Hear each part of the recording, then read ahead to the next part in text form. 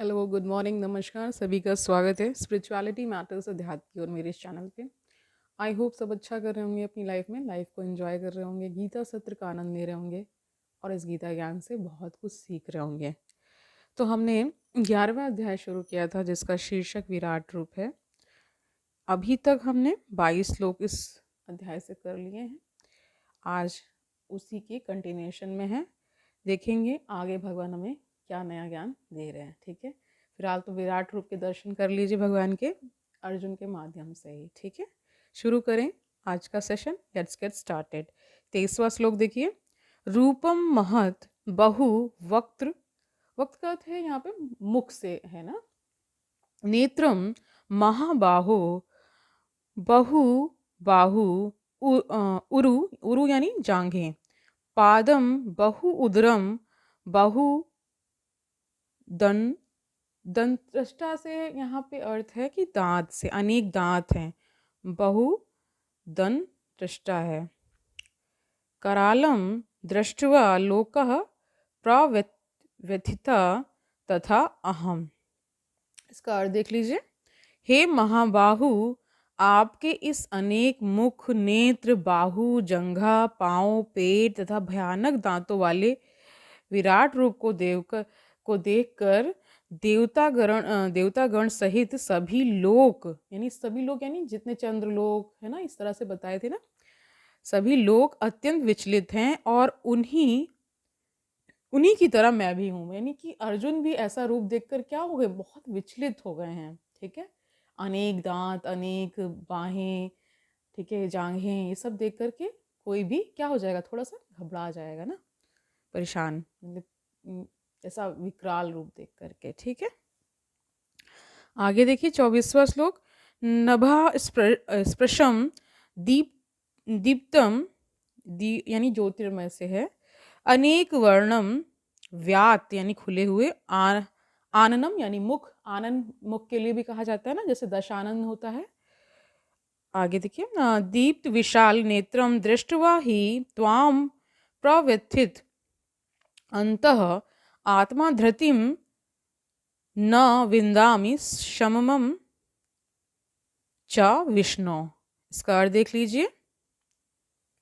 हे सर्वव्यापी विष्णु, नाना ज्योतिर्मय रंगों से युक्त आपको आकाश का स्पर्श करते मुख फैलाए तथा बड़ी बड़ी चमकती आंखें निकाले देखकर भय से मेरा मन विचलित है।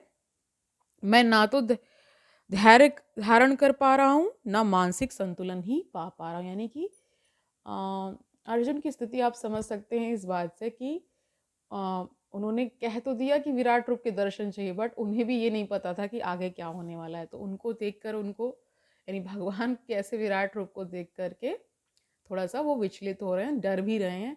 और ये सामान्यतः ये कहा भी जाता है कि भक्त को जो भगवान का प्रिय रूप है उसमें ही वो क्या रहता है, मतलब उसमें ही वो उनको रहता है कि वैसे ही दर्शन हो। बट यहाँ थोड़ा सा अलग हो चुका है। आगे देखिए 25वां श्लोक। दंत्रष्ट्वा दंष्ट्रा है, दंष्ट्रा करें दांत से है। करालानी यानी विकराल रूप। च ते मुखानी दृष्ट्वा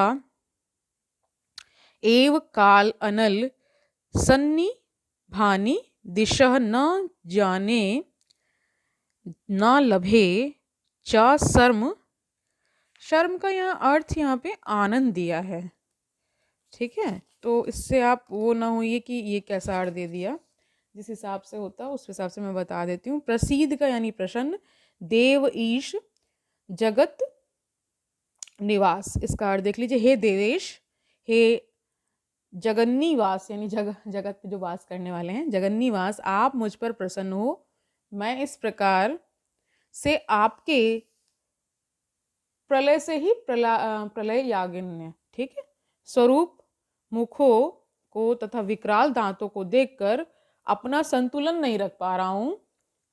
मैं सब और ओर से मोहग्रस्त हो रहा हूं। अब देखिए नेक्स्ट में क्या है, 26 और 27 एक साथ दे दिया गया, यहीं तक आज करेंगे। ठीक है।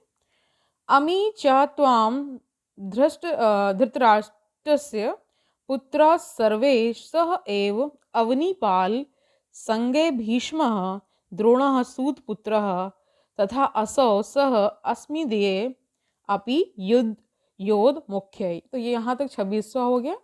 अब नेक्स्ट जो है वो 27वां श्लोक है।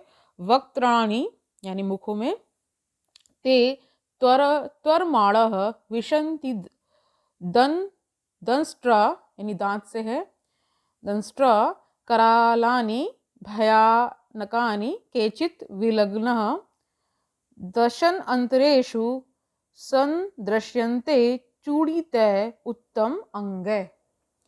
इसका अर्थ देखिए, धृतराष्ट्र के सारे पुत्र अपने समस्त सहायक राजाओं सहित तथा भीष्म द्रोण कर्ण एवं हमारे प्रमुख योद्धा भी आपके विकराल मुख में प्रवेश कर रहे हैं। उनमें से कुछ के सिरों को तो मैं आपके दांतों के बीच चूड़ित होता हुआ देख रहा हूँ, यानी पिसता हुआ देख रहा हूँ। चूड़ित होना मतलब चूर चूर हो जाना ना, या चूरन से भी संबंधित हो सकता है, जैसे चूरन एकदम महीन हो जाता है वैसे।